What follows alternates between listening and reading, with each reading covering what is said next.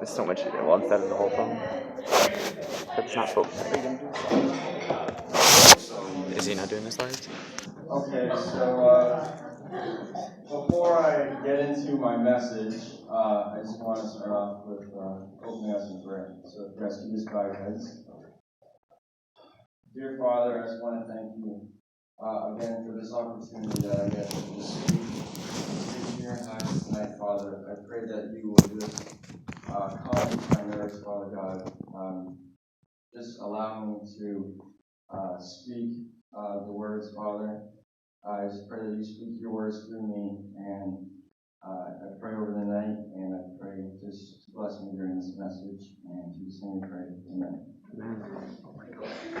Okay, so tonight, guys, I want to talk to you. On more of a topic that is very powerful for me. So, in my family, my parents had a divorce, and so tonight I want to just talk to you about that. So, to open us up, I want to just thinking about the word divorce. I have an acronym for it. So, the D in divorce stands for division, and division meaning to be divided or separation.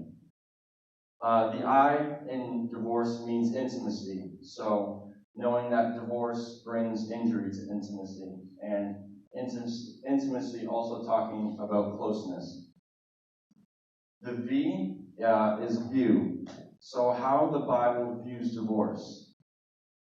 The O is obedience, obeying God in divorce. The R, relationship. How divorce affects relationships in the family, and how relationship is righteous in heaven, how it is a place of rest. The C, what does Christ say about divorce? And the E, eternity. Will there be divorce in heaven? And the answer to that is no. So tonight I want to focus on just three main ones out of the seven. I want to talk about division, relationship, and eternity.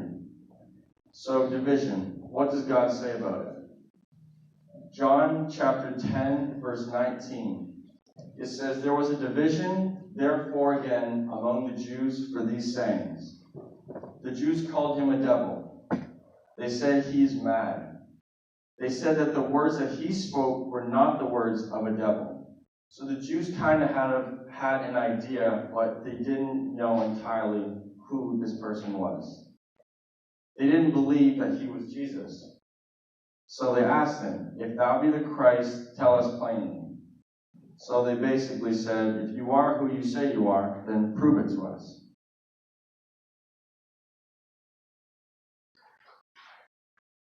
Now I'm going to read John chapter 10, verse 19 through 25. Just give me a second to pull this up.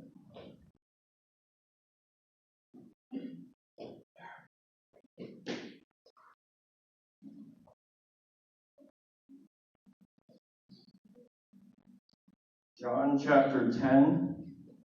If you guys have your Bibles, you can follow along. Chapter 19. John chapter 10, 19 through 25. Perfect. You guys can follow along. Okay. Let me just get to it. Okay. So, therefore, there was a division again among the Jews. So, the word division, there was a separation for these sayings. And many of them said, "He is a demon and is mad. Why do you listen to him?" Others said, "These are not the words of one who has a demon. Can a demon open the eyes of the blind?" Now it was the feast of dedication in Jerusalem, and it was winter. And Jesus walked in the temple in Solomon's porch. Then the Jews surrounded him and said to him, "How long do you keep us in doubt? If you are the Christ, tell us plainly." Jesus answered them. Now, guys, pay attention to this. It says, "I told you, and you do not believe. The works that I do in my Father's name, they bear witness of me." Now, just focusing on some key verses, 26 and 27. But you do not believe, because you are not of my sheep. As I said to you, my sheep hear my voice, and I know them, and they follow me. Now I want to go on to talking about relationship. So what does God say about relationship? John chapter 17, verse 11. Holy Father, keep through thine own name those whom thou hast given me, that they may be as one as we are. So this is talking about oneness and also togetherness. Now I want to go on to talking about eternity. So what does God say about eternity? Psalm 122, verse 6 to 7. Pray for the peace of Jerusalem. They shall prosper that love thee. Peace be within thy walls and prosperity within thy places. So if you guys were listening, the key word in this scripture was peace. So eternity, and that there's going to be peace. This is leading to our first question of the night. So how do you deal with your relationships? How do you deal with, your friends at school, your closest friends, your friendships? Or how do you deal with a loss of a loved one, maybe in your family? How would you deal with that rather than divorce? So how did I deal with divorce in my home? So the first thing was I looked to God for help. Now, when I heard that my parents, were getting a divorce, I just asked God, I had to talk to him, and I said, I don't know what to do. I need you to send me a sign. I need you to help me out in this situation because, it kind of, I guess, came out of nowhere, but I started to sense some things were different in the household. But, I looked to God for help, and I said, just talk to me. I need to understand how to get through this. So I have a verse that goes along with this. Psalm 46, verse 1.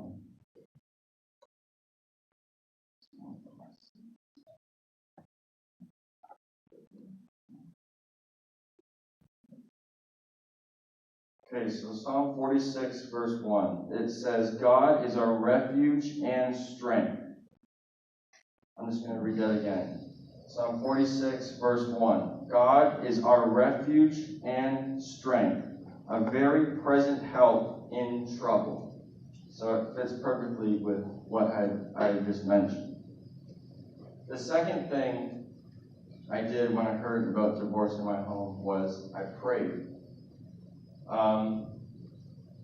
This is different than, just praying in a normal devotion time that I try to do every day before, I go to bed, before I go to school in the morning. Because this was a more important topic. So, I really had to focus on the words that I was saying. I wanted to feel that connection with God as I was speaking to him. As I prayed to God, I was kind of nervous to start off because I didn't have the words to explain. But, I got through that moment, and, I just talked to God in a conversation. And there's also a verse that goes along with this. 1 Thessalonians, verse 5, chapter 17.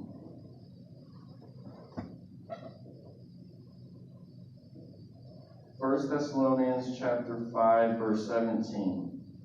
Pray without ceasing. I'm going to say that again. Pray without ceasing. So the next thing I did, how I dealt with divorce in my home, was, I sat down and I had talks with people who are very close to me. I had talks with my brother, my mom, and my dad and my mom and dad individually. I knew that I could go to my brother for help. That's kind of his job as older brother, to look out for me. I went to him and, I said, Ethan, Mom and Dad are going through a tough time right now, and I just need you to,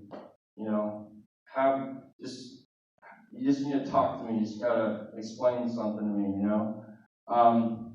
And so, he's explained to me, it's pretty easy to understand. He said, even though Mom and Dad are getting a divorce, that either way, they still love you. And, it's not your fault that you didn't cause anything to happen. That's why they're not, together anymore. I had talked with my mom and my dad individually. I remember going down to the river with my dad, and we had a good talk. And this was more of I would call it a father-son talk, but this was a very, very important father and son talk because of the situation that they were going through. And, my dad also explained to me that he loves me no matter what, and even though he won't be in the house anymore, that, you can call me, you can reach me whenever, and that I'm always going to be there for you, kind of thing. I also went to talk with my mom, and she explained very similar things. And, during these times, I had that closeness with my mom, my brother, and my dad. And, when I had that closeness, I felt loved even more. I know that my family loves me, but just having that conversation and being, just a couple feet away, I felt more love as, it went on. So I felt closeness, but not just closeness. I felt comfort. I felt that they were there and to help me, Another thing, I had important heart-to-heart conversations with my youth pastor Travis and my mentor Edwin and my closest friends. I remember going to Travis in his office and explaining to him, what I was going through. And it was definitely something that wasn't easy for me to explain. But, when he asked me, how are things doing, it's not the answer where it's just like, yeah, I'm good, I'm doing okay. But this is something I had to get off my chest because it was just something that burned inside me so much that I had to get it out. I had to say something. So when I explained to him, it kind of took me a while to get the words out, but when I did, we prayed. Edwin was also there. We prayed, and I just felt kind of led to go to them and to explain what I was going through at home.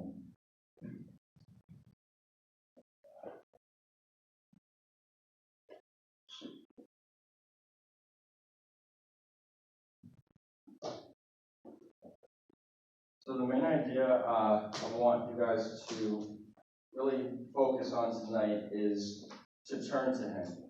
To turn to God when you are in trouble. I know it might be hard, but, that's, for me, I'm thinking that's the best option, Really just turn to Him in desperate times, If we don't turn to Him, then who can we turn to? If we don't have our friends, if we don't have friends that are close to us, if we don't have talks like that, then who can we go to help us? I had God with me, and that's important. You guys have to realize that. Another question tonight. How did it make me feel? So hearing that my parents were getting a divorce made me feel upset, disappointed, hurt, torn. My heart ached. In the beginning, I did not expect this to happen. I remember one time when I was up at the dinner table, My parents were in their room, but the door was open. And I could overhear them down the hall having a conversation. But as the conversation went on, it started to get a little bit louder. So I could hear a little bit of yelling, and towards the end, I remember my mom crying. And, I was just at the dinner table, having a midnight snack, I guess you could say. And there was just something about the atmosphere around me that I just could not move. I wanted to get out of that.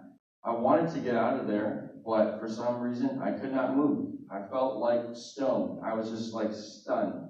I was still. I was not moving. And, when my mom came out of the room, she still kind of had like a couple of tears on her face, but I just didn't understand why, this was happening. So I was trying to figure out in my head, but, it wasn't fitting. The pieces weren't, it wasn't making sense to me. Who was there to comfort me? I mentioned earlier, my mom, my brother, my dad, my mentor, Edwin, Pastor Travis, and many of my closest friends. What did it make me think with God? What did it make me think about my relationship with God? What did it make me think about my parents? And what did it make me think about church? So, it made me think, number one, this is a terrible, terrible thing that happened. And, I was just like, why, God, did this have to happen? I didn't see anything wrong with it. In the beginning, it was perfect. I'm going to use that word, perfect. I believe that it was a perfect relationship. And, as the years went on, I started to notice a different, atmosphere happening in my house. I said that I thought that they were perfect for each other. So what did it make me think? What did it make me think about my parents? It made me think that they made a mistake. They messed up, Like it says in the book of James, we're going to fall into various trials. Our faith is going to be tested. So I knew that once the decision was made for them to have a divorce, it was going to be extremely hard on my brother and me. And I knew that because, my dad wasn't going to be in the house anymore. And I remember, actually, I was going to be working at kids camp in the summer, and I remember getting home and telling I wanted to get home, tell my parents all about how kids camp was today, even though it was prep week. And, my dad was outside in the garage, and we were talking, and he mentioned to me that he wasn't going to be in the house anymore. And I was shocked to hear that. And that obviously wasn't something that I wanted to hear right when I got back from the church. But, he explained, I'm not going to be in the house anymore. And, I just kind of felt like something inside me that just kind of like fell apart,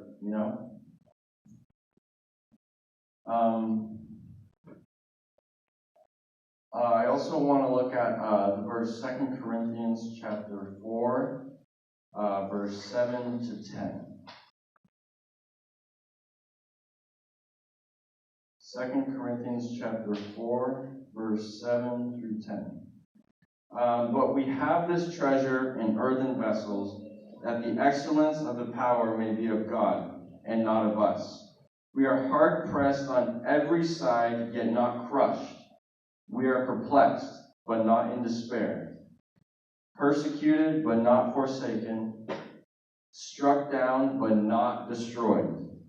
Also carrying about in the body the dying of the Lord Jesus, that the life of Jesus also may be manifested in our body. Now, what did this make me think about, church in general? So I know that my parents have a very strong faith. My dad's a pastor, and I know, yes, my mom and dad both have very strong faith. And I just thought that as they went on through this, that they should just pause and take a moment to look back on their faith and to see how they can fix it. Just ask God for help and just ask Him, how can we fix this situation? How can we work this out so that, it'll be better for us, better for me and my brother, Ethan? So guys, I just want to kind of highlight my main point. So regardless of life circumstances or trials, that you guys have to remember to turn to Him. It's going to be hard. It's definitely not going to be easy. It wasn't easy for me. But I really want you guys to focus, to remember, to turn to Him.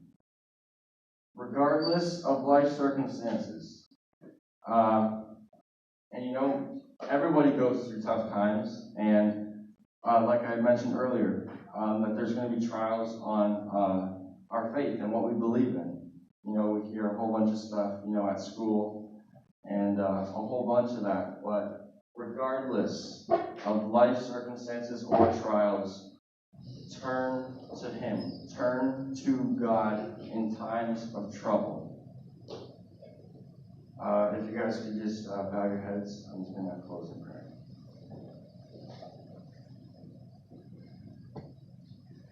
Dear Father, I just want to thank you again for this opportunity, this moment that I get to share with junior highs.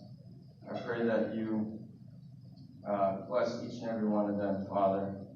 I thank you for this Wednesday night that we can all just come here together as a family and be one. I thank you for just, speaking the words through me as I preach my message today, Father. I pray that you bless over the night and bless over the upcoming events here that we have at the church for the Christmas party and anything after that. And I ask in your name, amen.